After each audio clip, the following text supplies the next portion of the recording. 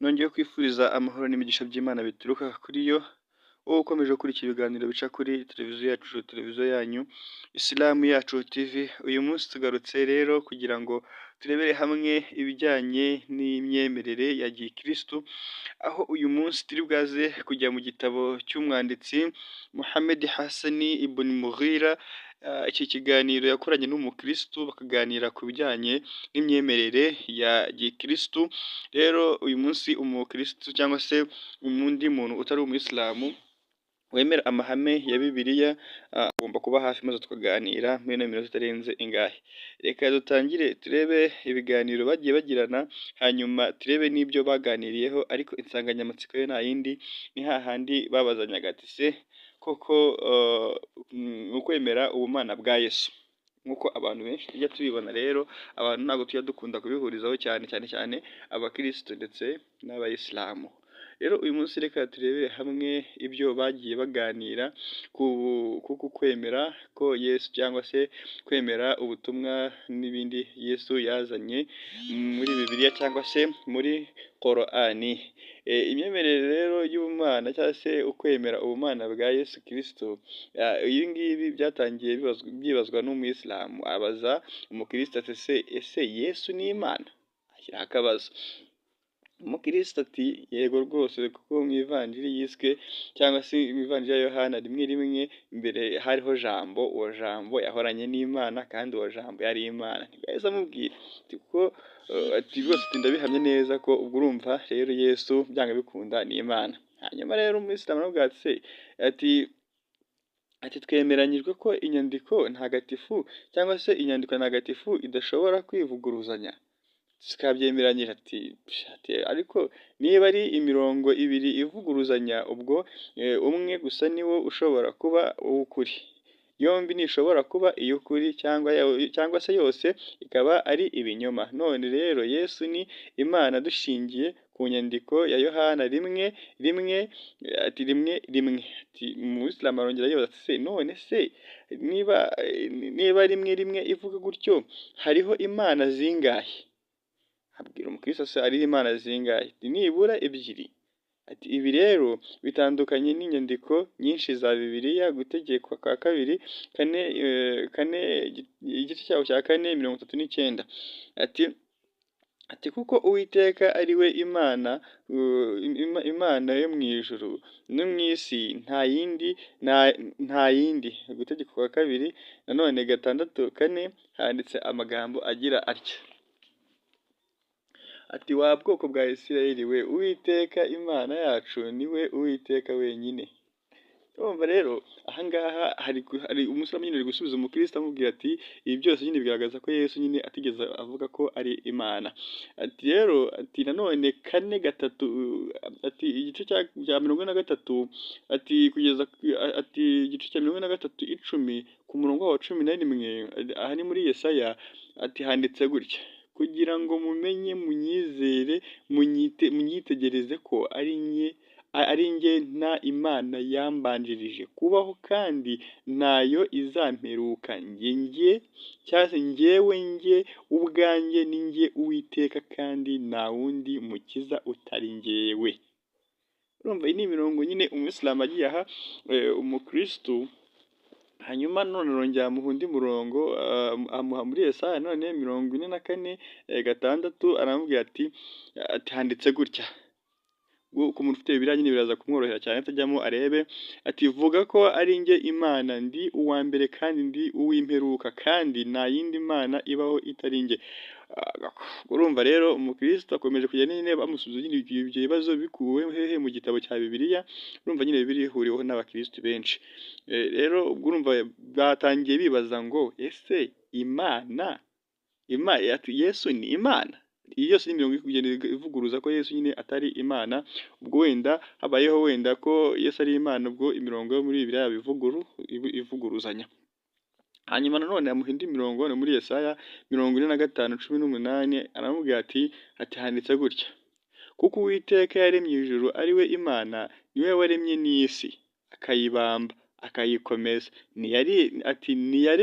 Ntiyayiremye idafite ishusho, ahubwo yayiremye guturwamo, avuga ati ni njyewe Uwiteka, nta wundi ubaho. Urumva duhereye kuri ino mirongo yose ya Yesaya, urumva nawe nyine urumva ko kugenda igaragaza ko Yesu nta hantu yigeze yita Imana, ahubwo ko nawe yavugaga ko Imana ari imwe. Hanyuma rero none muri Yesaya 45:18 ndagira ngo uza kureba muri Bibiliya imirongo yose irimo, aho nanone dushobora kwanzura ko Imana ariyo muremyi nta wundi, yewe na Yesu nta ruhare yagize mu irema. Ongera urebe mu Gutegekwa kwa 2:4-35, cyangwa se kuva 8:10, cyangwa se Samweli 7:22, cyangwa se Abami ba mbere 8:23, cyangwa se Ngoma 7:20, na Zaburi 86:8-9, ndetse n'113:5, aho ni muri Zaburi, cyangwa se Hozeya 13:4, cyangwa se Zakariya 14:9. Umukristo nyine ubwo urumva Yesu nawe afata ijambo aramubwira ati se ariko ibi byose biri mu isezerano rya kera kandi wabisangamo isezerano rishya, ati ntabwo wabisanga mwehe mu isezerano rishya. Urumva umukristo ayumvisha imirongo yose, yumva koko Yesu nta hantu ntamwigeze ahamya ko ari Imana. Hanyuma abwira umuyisilamu ati se ibyo ngibyo kuri kubitubwira kandi tukaba tubibona mu isezerano rya kera, tugwa mu isezerano rya gishyashya, ati bimeze bite? Hanyuma rero umuyisilamu nawe abafasha none ijambo, urumva nyine ni ikiganiro bajyanye cy'amahoro, ntabwo bigeze batera induru nk'ibi ngibi by'ino minsi tujya tubona.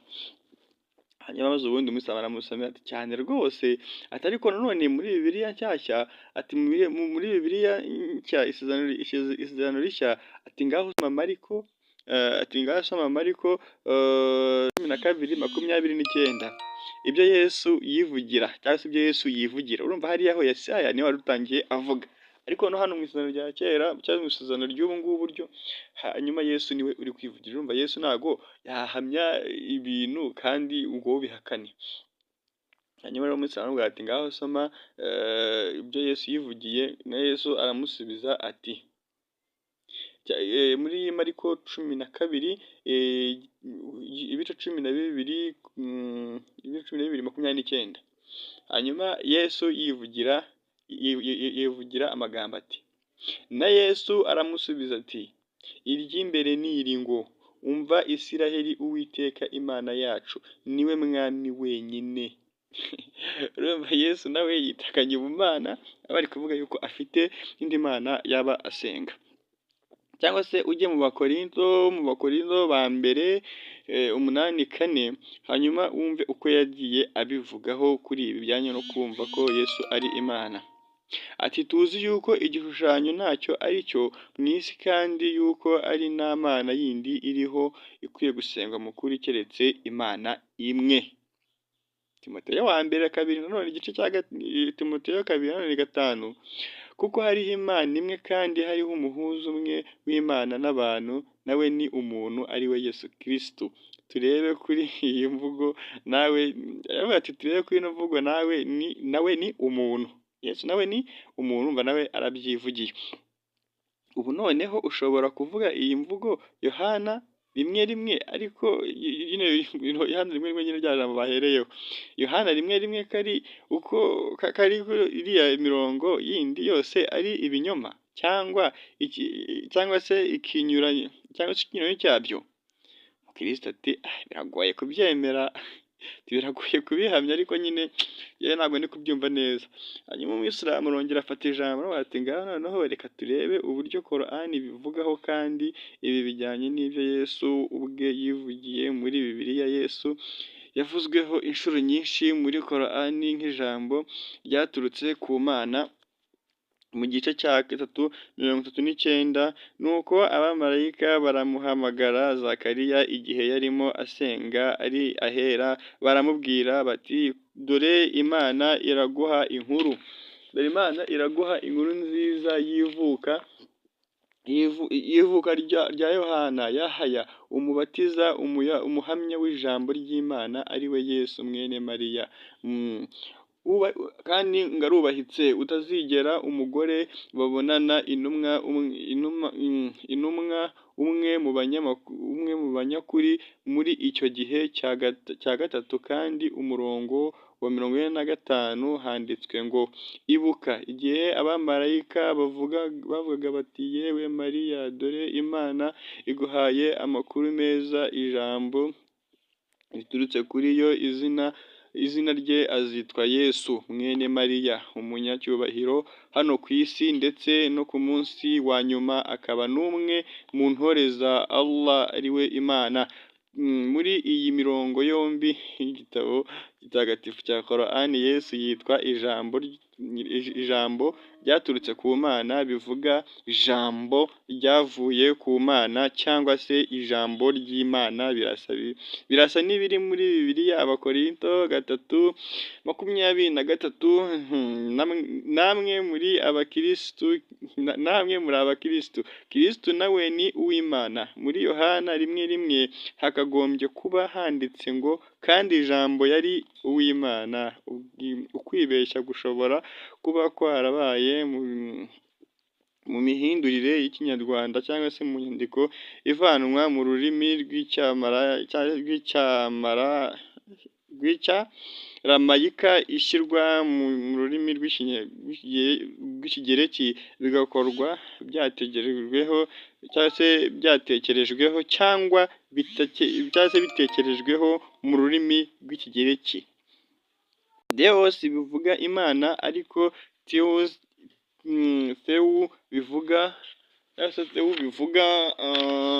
bivuga uw'Imana. Reba inkoranyamagambo y'Ikigereki, Bibiliya y'Ikigereki cyangwa Muhammadi muri Bibiliya, igitabo cya Porofeseri Abdohadi Dawuda wahoze ari musenyeri wa Uramiya, ku rupapuro rwa 16, itandukaniro y'inyuguti imwe gusa ryabaye ingaruka zikomeye cyane. Umukristo yumva amagambo menshi, aravuga ati se kuki Yesu yitwa Jambo mu bitabo byombi?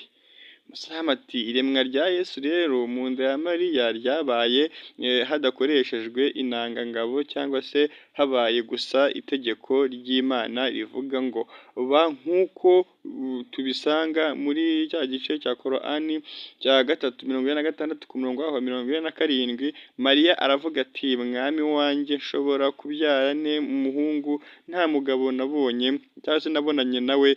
Aravuga, ni uko bizaba, kuko Imana irema uko ishaka. Iyo itegetse ikintu iravuga ngo ba, kikaba. Mukristo ati, Yesu ni Imana kuko yuzuye umwuka wera.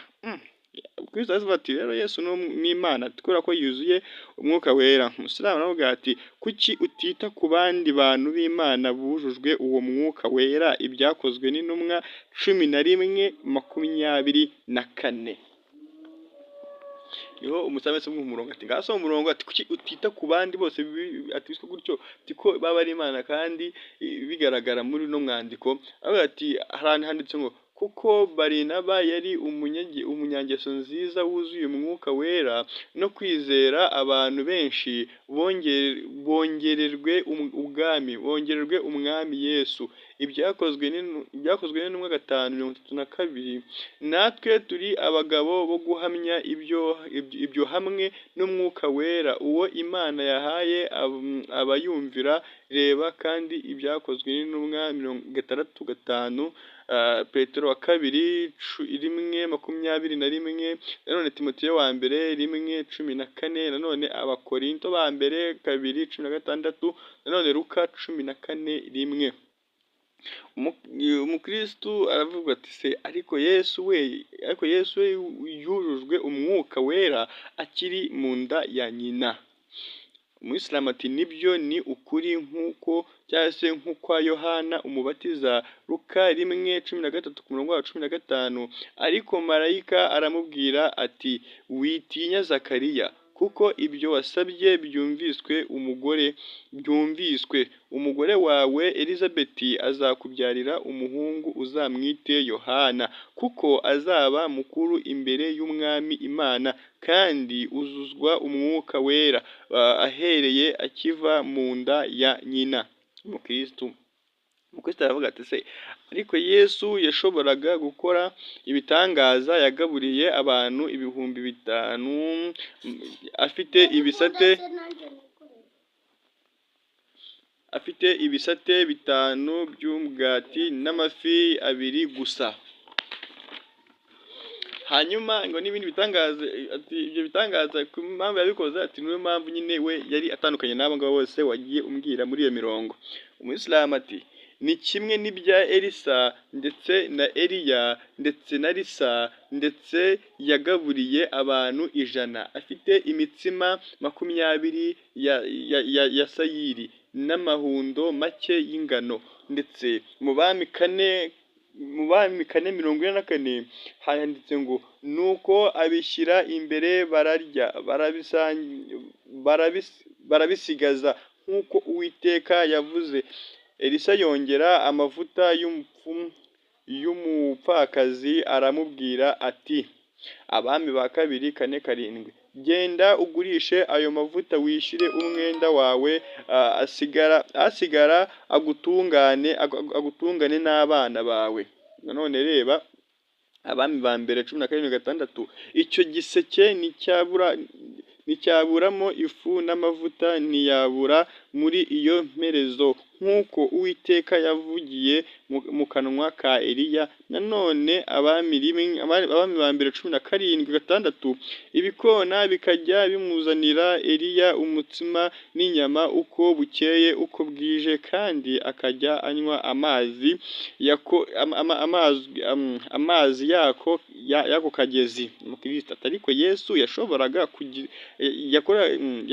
kuba yakiza ibibembe. Umusilamu ati Elisa nawe yabwiye Namani wari umubembe kwiyuhagira mu mugezi wa Yorodani 2. Abami ba kabiri none 5:14 nuko aramanuka Namani yibira muri Yorodani 7 nk'uko umuntu w'Imana Elisa yari yamutegetse, arakira. Ati umubiri we uhinduka nk'umwana muto, arahumuka. Ibyo ni ibitangaza nabyo yagiye akora, nyine yagiye amuhaho ingero zigiye zitandukanye. Hanyuma umukristo none afata ijambo aravuga ati ariko Yesu yashoboraga no guhumura impumyi ikongera ikareba. Urumva nyine umukristo agiye avuga ati Yesu arinze abo bose, agaragaza n'ibimenyetso. Hanyuma umusilamu ahita amubwira ati na Elisa yabikoze, cyangwa se na Elisa yarabikoze. Abami ba kabiri 6:17 nuko Elisa arasenga ati Uwiteka ndakwinginze muhumure amaso arebe, nuko Uwiteka ahumura amaso y'uwo musore arareba. Abami 6:20 Elisa arasenga, bari bageze i Samariya ati Uwiteka humura amaso y'izi ngabo zirebe, nuko Uwiteka azihumura amaso zirareba, zigiye kubona zibona ziri i Samariya hagati. Elisa kandi yategetswe gutera ubuhumyi. Abami ba kabiri 6:18 za ngabo zigezeyo Elisa yinginga Uwiteka ati ndakwinginze huma amaso y'izi ngabo. Uwiteka aherako azihuma amaso nk'uko Elisa yasabye. Umukristo ati Yesu we yashoboraga kuzura abapfuye. Umusilamu ati gereranya na Eliya. Abami ba mbere 17:22 Uwiteka yumvira Eliya ubugingo bw'uwo mwana cyangwa se bumusubiramo. Urumva rero ahose igenda nyine busubirikanya, arahembuka. Ubigereranyije nanone na Elisa, Abami ba kabiri 43:34 Elisa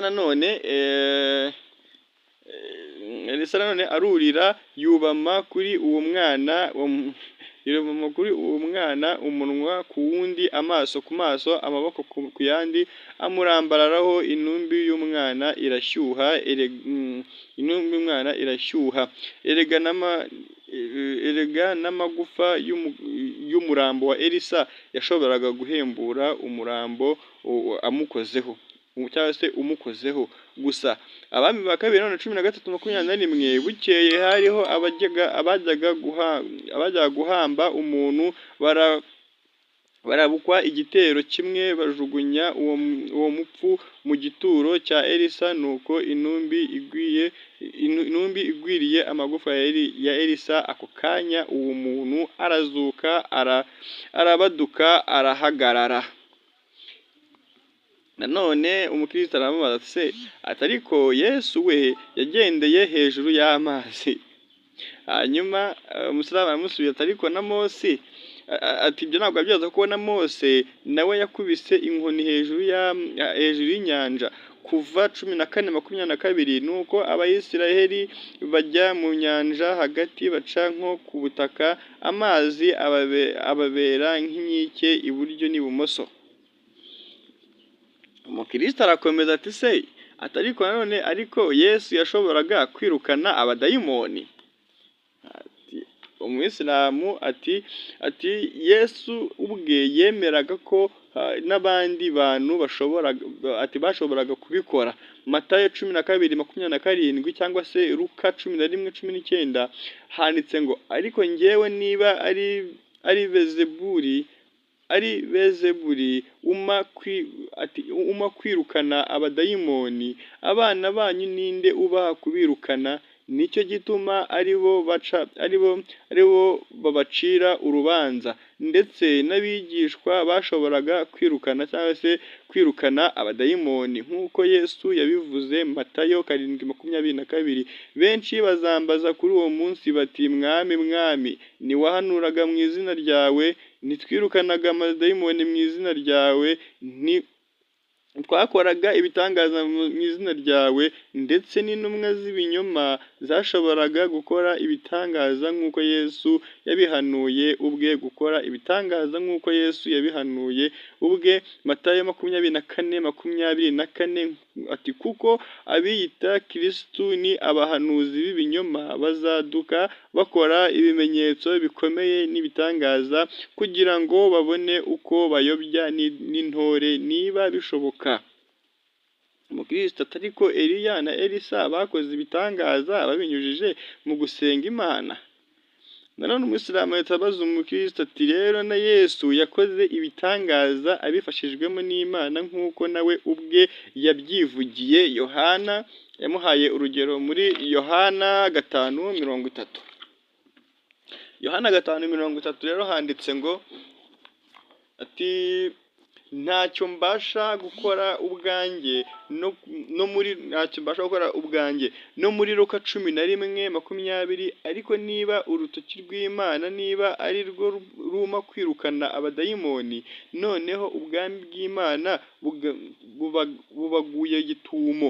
Ibitangaza byose byakozwe na Yesu byari byarakozwe n'intumwa zabanje, abigishwa ndetse yemwe n'abatemera Imana. Ku rundi ruhande Yesu nta gitangaza yari gukorera ahatari ukwizera. Mariko 6:5-6.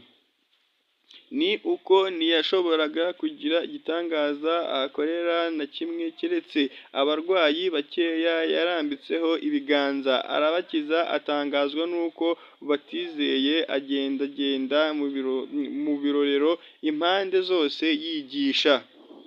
Umukristo ati ariko Yesu yazutse nyuma y'iminsi 3 apfuye? Umusilamu ati iby'ibambwa rye urarivugaho nyuma kuko harimo kwivuguruzanya kwinshi. Muri make icyo nabivugaho nonaha nagira nti iyo yari imyigishirize ya Pawulo utarigeze ubona Yesu ari muzima. Timoteyo wa kabiri ku murongo wa 8. Ujye wibuka Yesu Kristo wakomotse mu rubyaro rwa Dawudi. mu rubyaro rwa Dawidi akazuka mu bapfuye nk'uko ubutumwa nahawe buvuga. Inyigisho zo kuzuka muri Mariko 16:9-20 zakuwemo muri Bibiliya nyinshi, aho zitakuwemo zanditswe mu nyuguti nto cyangwa mu dukubo ziri kumwe n'ibisobanuro. Reba muri Revised Standard Version na New American Standard Bible na New York Translation of the Holy Scripture ndetse n'icy'abahamya ba Yehova. Reka nkubaze ikintu kimwe: Yesu yigeze yiyita Imana cyangwa se ngo avuge ati ndi hano Imana yanyu ngaho ni mu nsenge? Umukristo aramubajije ati se Yesu hari ahantu uzi muri Bibiliya habanditse ngo ndi Imana, yise Imana, cyangwa se ni mu nsenge? Hanyuma umukristo arasubiza ati oya, ariko ni Imana akaba n'umuntu. Umuyisilamu ati ariko se yigeze abyivugira? Umukristo ati oya. Umuyisilamu ati rero mu by'ukuri yahanuye ko abantu bazamusengera ubusa kandi ko bazizera amategeko atarashyizweho n'Imana ahubwo yashyizweho n'abantu. Abivuga nanone muri Matayo 15:9, bansengera ubusa kuko inyigisho bigisha ari amategeko y'abantu. Amategeko yose y'ubukristo bw'ubu yashyizweho n'abantu. Ubutatu butagatifu, ubwana bw'Imana bwa Yesu, ubumana bwa Yesu, icyaha cy'inkomoko ndetse no gucungurwa mu byo Yesu ubwe yivugiye byanditswe mu Isezerano Rishya. Ntiyigeze yiyita cyangwa ngo yisanishe n'Imana. We yivugira ati ntacyo mbasha gukora ku bwanjye. Yohana 8:28. Data aranduta. Yohana 14:28. Uwiteka Imana yacu niwe umwami wenyine. Nanone Mariko 12:29. Imana yanjye ni iki kikundekesheje? Nanone Mariko 15:34. Data mu maboko yawe niho nshyize ubugingo bwanjye. Nanone Luka 23:46. Ariko uwo munsi cyangwa icyo gihe ntawe ubizi, naho haba abamarayika bo mu ijuru cyangwa umwana w'Imana keretse Data. Mariko 13:32. None Yesu yiswe intumwa, umwigisha uturutse ku Mana, umugaragu wayo, Mesiya. Nyuma arazamurwa yitwa umwana w'Imana. Nyuma Imana ubwayo. Reka noneho dukoreshe ubwenge bwacu. Ubu tugiye gukoresha ubwenge bwacu. Ni gute Imana ishobora kubyarwa? Imana ni igipfa, nk'uko Imana itajya isinzira. Zaburi 121:4 handitse ngo dore urinda Abayisiraheli ntazahunukira cyangwa se guhunikira kwa kunyine umuntu asinzira, kandi ntazasinzira. Imana niyo nyiri imbaraga. Ni gute abantu barimo kuyishinyagurira bakayibamba nk'uko byahamijwe? Ni gute Yesu yaba Imana niba yarasengaga Imana nk'ibindi biremwa byose bipfa? Luka 5:16. Ariko abavamo yiherera mu butayu arasenga. Yesu yageragejwe na Satani igihe cy'iminsi 40. Imana igeragezwa ntabwo ibaho. Luka 4:1-13. Ariko muri Yakobo nanone 1:13. Kuko bidashoboka ko Imana yoshywa n'ibibi, ubwo se Yesu yaba Imana ati? Kandi Imana yarohejwe. ntabwo Imana yoshywa. Ubwo Yesu ni ukuvuga ngo rero Yesu yarageragejwe aroshwa na shitani, urumva ntabwo yaba Imana. Hanyuma aravuga ati dushobora no gusobanura ibindi byinshi birenzeho. Umukristo ati yego nanjye ubwanjye sinshobora kubyemera ariko tugomba kubyemera buhumyi. Kristo aravuga ati ariko rero ko n'ubundi nanjye numva nyine aho bimashije kugera naho ibi ntabwo nabyemera, ariko kuko nyine twabyigishijwe kandi tukaba tunabibona gutyo, ati tugomba kujya tubyemera ariko tukabyemera buhumyi. Hanyuma iki gitabo umuntu wese ugishatse yazanyandikira kuri nimero zanjye ngenda nshyira muri description, hanyuma ubundi kamufotorera nk'akama cyangwa se akazagatwara akajyana agasoma n'ikiganiro nyine umukristo ajyanye n'umuyisilamu, nyine ikiganiro cyari gituje giciye mu mahoro. Hanyuma rero umuyisilamu yakomeje kumubaza nyine wenda tunasoza, aramubaza ati se ariko muri Yohana cyangwa se mu ba mbere Abakorinto 14, Abakorinto ba mbere 14:33 haravuga hati kuko Imana itari iy'umuvurungano ahubwo ari iy'amahoro, nk'uko bimeze mu matorero yose y'abera. Amategeko yashyizweho n'abantu atera urujijo. Aha ni mu Bakorinto ba mbere 14:33. Ubwo rero ubutaha uko byagenda kose hano tureba ukwemera Yesu nk'umwana w'Imana. Aha ngaha twari turimo turareba ko Yesu aho wenda yavugaga ngo bavuga ukwemera ubumana bwa Yesu, aho bavugaga ko Yesu ari Imana. Rero kuri iki kiganiro kikaba kirangiye, ubwo nawe uraza kureba ushyire muri comment utubwire wenda wowe uko waba ubyumva ndetse n'imirongo utagiye usobanukirwa neza, tugusobanurire uko bigenda kose. Twe twifashisha ibitabo maze ubundi tukifashisha n'abahanga bagiye bakoresha ibyo bitabo. Inshallah taala kuri wowe wakuri iki kiganiro ndagushimiye. Ni iby'agaciro ko wakora nawe share, ugakora subscribe, tujya dushyira kuri ino channel yacu. Imana ikomeze ikwishimire. Ciao ciao.